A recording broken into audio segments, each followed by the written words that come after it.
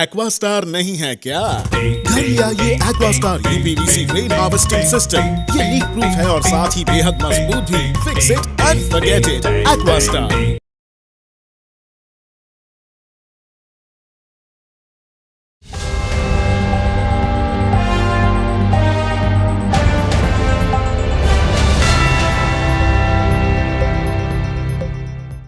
Honored, giving that honor, felicitate कर रहे. So once again, please don't like तालियों से, ये जो तालियों की आवाज़ है ये बंद नहीं होना चाहिए first of all. And I know you people are so supportive. And again, Sandeep is giving that honor to sir once again. We actually can't express that how happy and how lucky. बड़ी जिम्मेदारी आज आठवले साहब ने आपके ऊपर दी है। General secretary करके संदीप लाल, यहाँ पर उनको भी सम्मानित किया जाए। सर से मैं कांटेक्ट में था हमेशा। सर चाहते थे कि अंडमान में भी हमारी पार्टी का स्थापना हो और हम सब जुड़े उनसे। तो मैं पहली बार सर अंडमान आए हुए हैं और सर ने कहा था कि हम एक दिन के लिए आएंगे और बहुत ही अपना कीमती समय उन्होंने दिया हमें, हमारे अंडमान वालों के लिए। इसके लिए बहुत बहुत थैंक यू। सर ने एक जिम्मेदारी दी है प्रेसिडेंट का। पॉलिटिक्स के बारे में कुछ पता नहीं, पर इतना पता है कि जनता को प्यार करो और जनता का काम करो। मुझे इतना ही पता है, उससे ज़्यादा कुछ पता नहीं। सीखूंगा, आप सिखाओगे तो। और रही बात हमारे साथ हमारे दो और अच्छे मित्र हैं, संदीप लाल जनरल सेक्रेटरी, सर ने आज घोषित किया उनका नाम, और गुरप्रीत सिंह जो यूथ प्रेसिडेंट है, यूथ को सबको साथ में लेके चलेंगे। और हम चाहेंगे कि आप हमारे साथ जुड़े, क्योंकि क्या होता है कि जब हम कुछ काम करना चाहते हैं तो वो आवाज़ दिल्ली तक पहुंचना बहुत ज़रूरी है। तो हमने सर के साथ देखा है कि सर को जब हम एक बार फ़ोन करते हैं, सर 10 मिनट के बाद वापस जवाब देते कि हाँ बिजी थे, या जो भी हमारे काम को लेके। तो इट्स वेरी इंपॉर्टेंट कि अंडमान का आवाज़ अब दिल्ली तक गूंजेगा। थैंक यू सर, आप यहाँ पे आए, हमारे को सम्मानित किया और हमें दर्जा दिया है कि हम काम करें। Thank you sir. हम चाहते हैं कि आप राशन रशीद जी को मोमेंटो देकर सम्मानित करें।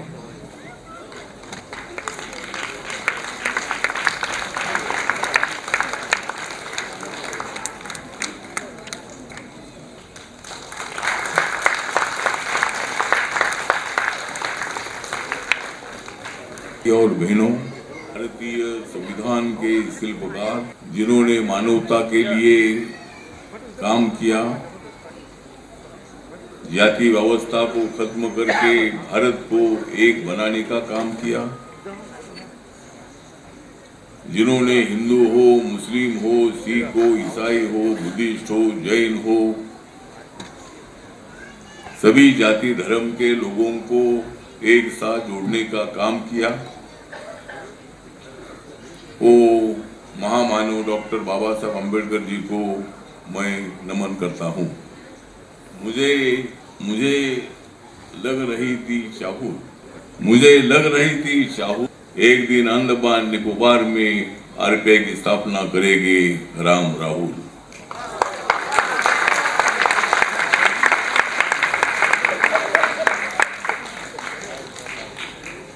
जो आपका जरूर पूरा करने वाले हैं काम,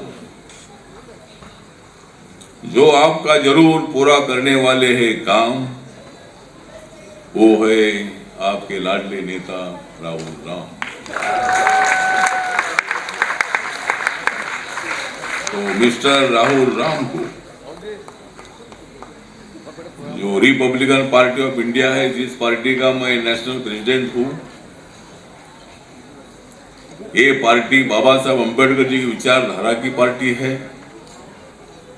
ये पार्टी गरीबों के लिए काम करती है। ये पार्टी गरीबों को अमीर करने का काम करती है, लेकिन अमीर लोगों को गरीब करने का काम नहीं करती है। हर आदमी ने अमीर होना चाहिए, हर आदमी को पेट भर खाना मिलना चाहिए, हर आदमी को पक्का मकान मिलना चाहिए, हर आदमी को कोई भी कोरोना जैसी महामारी आती है उसका सामना करने की ताकत उनको मिलनी चाहिए। इसीलिए रिपब्लिकन पार्टी ऑफ इंडिया काम करती है। रिपब्लिकन पार्टी में हिंदू भी है, मुस्लिम भी है, ईसाई भी है, बुद्धिस्ट है, दलित है, आदिवासी है, ओबीसी है। जो भारत का सिटीजन है, नागरिक है, वो सबको एक साथ लाने का काम आरपीआई करती है। ये आरपीआई छोटी पार्टी है, लेकिन आरपीआई जिस पार्टी को सपोर्ट करती है वो पार्टी सत्ता पर आती है।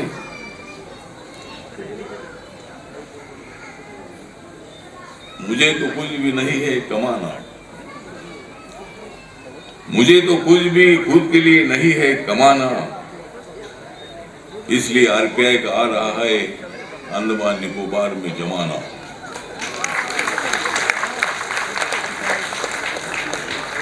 तो रिपब्लिकन पार्टी जिसको सपोर्ट करती है,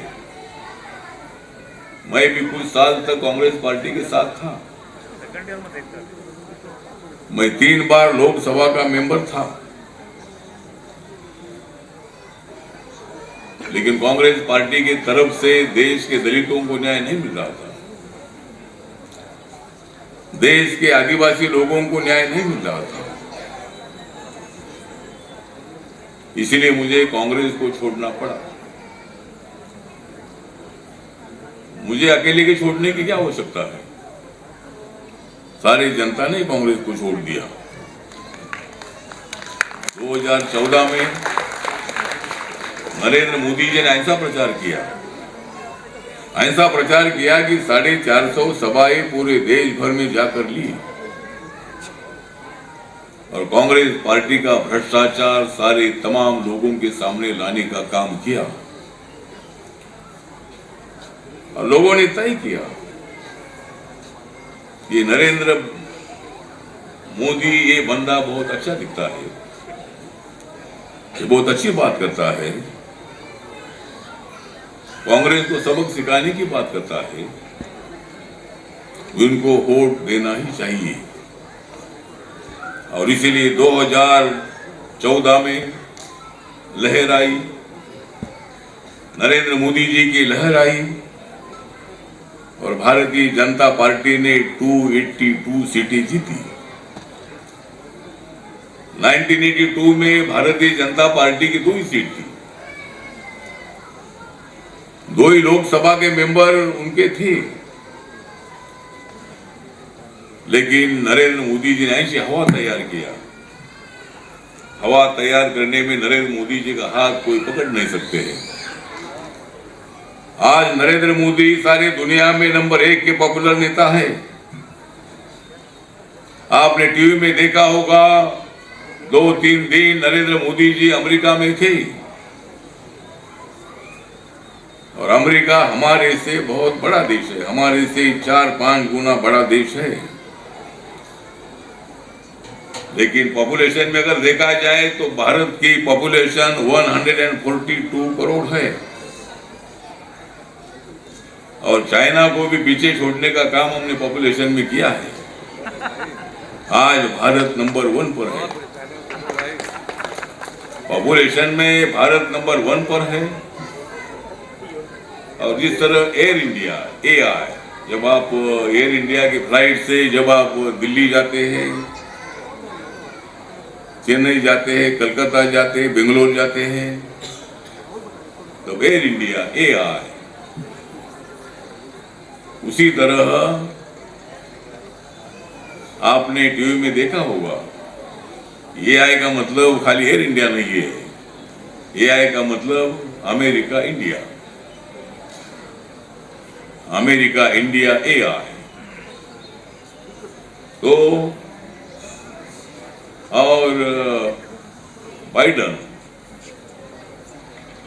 एंड नरेंद्र, या बाइडन एंड मोदी जी, मतलब BM, Biden and Modi ji. तो मोदी जी का स्वागत बहुत बड़ा हुआ। बीच में एक सर्वे हुआ था और उस सर्वे में देश के जो प्रेसिडेंट है, प्राइम मिनिस्टर है, उसमें सबसे ज्यादा पसंद किसको मिली होगी? उनका नाम है नरेंद्र मोदी।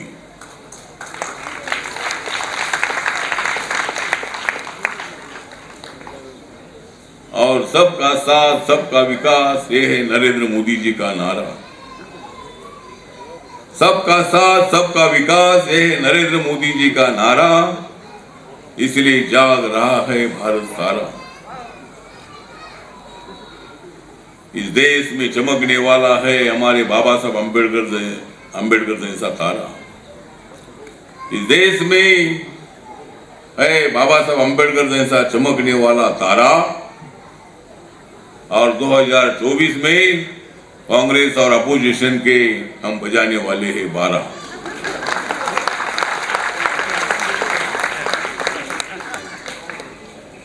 वो कैसे 12 बजाना है हमने तय किया। सभी पार्टी के लोग इकट्ठा रहे, सब नेता एक बाजू में, हर आदमी प्राइम मिनिस्टर बनने के लिए वहां बैठा है, लेकिन हमारे पास एक ही आदमी है, नरेंद्र मोदी जी। वो हमारे प्रधानमंत्री बनेंगे तीसरी बार। मैंने 2019 में भाषण दिया था और मैंने बोला था कि भाई 2019 में नरेंद्र मोदी, 2024 में नरेंद्र मोदी, 2029 में नरेंद्र मोदी, 2034 में नरेंद्र मोदी, 2039 में नरेंद्र मोदी। मतलब नरेंद्र मोदी जी हर बार चुनकर आएंगे और राहुल गांधी को प्रधानमंत्री पद मिलने वाला नहीं है। जब तक मैं नरेंद्र मोदी जी के साथ हूं तब तक उनका नंबर लगेगा नहीं। देश का दलित और हमारे माइनॉरिटी के लोग आज नरेंद्र मोदी जी का नेतृत्व पसंद करते हैं। उन्होंने सबका साथ सबका विकास की बात की है और आज अजीज उर रहमान ये बीजेपी के कारपोरेटर हैं, वो वरिष्ठ उपाध्यक्ष भी है बीजेपी के। तो बीजेपी मुसलमानों के खिलाफ नहीं है। जानबूझकर कांग्रेस पार्टी के लोग, अपोजिशन के लोग भड़काने का काम करते हैं। ये लोग ऐसे हैं, वो लोग वैसे हैं। भारतीय जनता पार्टी को सभी का वोट मिलता है, इसीलिए वो सत्ता में है। दलित का वोट मिलता है, माइनॉरिटी का वोट मिलता है, ओबीसी का वोट मिलता है, आदिवासी का वोट मिलता है। नरेंद्र मोदी जी ने इस देश के राष्ट्रपति पद पर महामहिम रामनाथ कोविंद जी को, जो शेड्यूल कास्ट से, उत्तर प्रदेश से, कानपुर से रहने वाले थे, उनको बिहार का गवर्नर किया। और उसके बाद माननीय नरेंद्र मोदी जी ने रामनाथ कोविंद जी, जो शेड्यूल कास्ट से, उनको भारत का राष्ट्रपति बनाया। उसके बाद महामहिम द्रौपदी मुर्मू जी, जो आदिवासी समाज की है, और देश को आजादी मिलने के बाद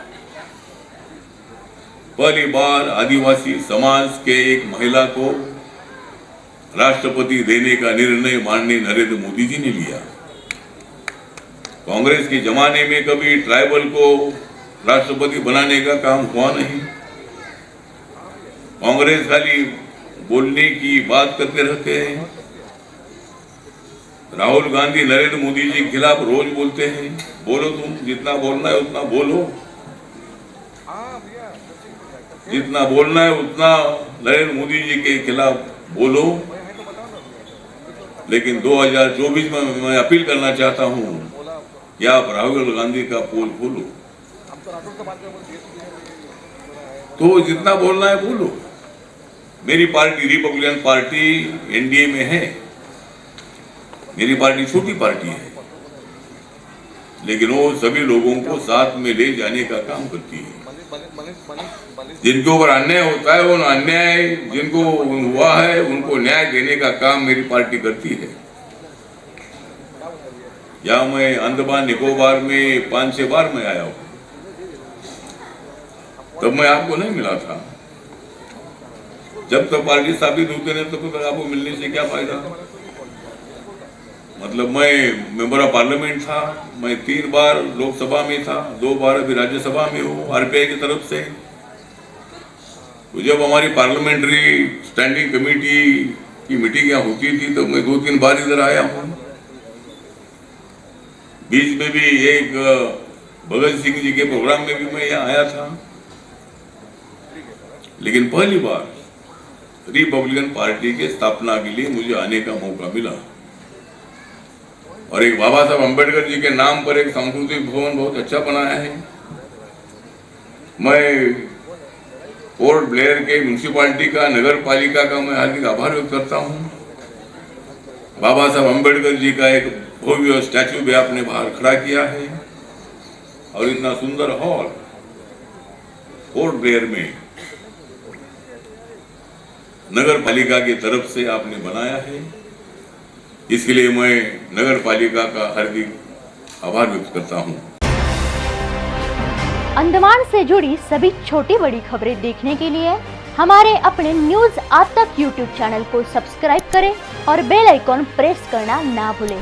हमारा अपना न्यूज आज तक, अब सच देखेगा अंडमान।